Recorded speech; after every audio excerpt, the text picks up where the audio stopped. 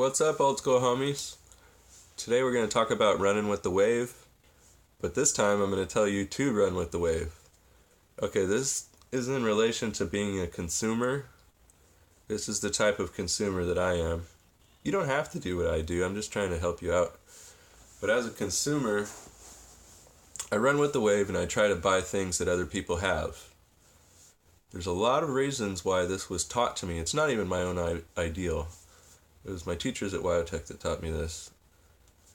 If you don't have an object that other people want, when you're done with it, you can't sell it. Nobody cares.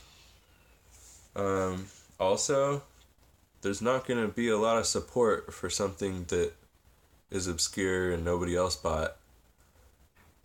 You know, when you're motorcycle racing or something and your motorcycle breaks down and the guy next to you in the pits has a lot of spare parts for the same motorcycle as you, 9 times out of 10 someone's going to help you out and give you one of the parts to help you race. Same with remote control cars and other gentlemanly sports.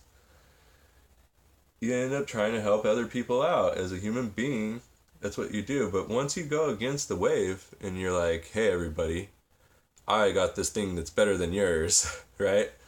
And you go out there and it breaks, no one wants to help you. You're a jerk in the first place because you had to go against everybody else to try to be better than them. And then no one can help you because no one else has that. Now you're just sitting there useless. And it'll happen to you over and over again. People with cars that they want to restore, what happens is you try to get like some obscure car from Europe. People don't know how to work on those. There's not very many European mechanics out here that are very good. They're just regular mechanics like everybody else pretending to be fancy mechanics. And trying to find parts for a car that nobody has anymore or nobody bought very much of, or you end up having to go back down the road of just finding another one kind of like yours and taking the parts off of that and cannibalizing that and making that into the original thing that you bought again. The problem with that is another problem.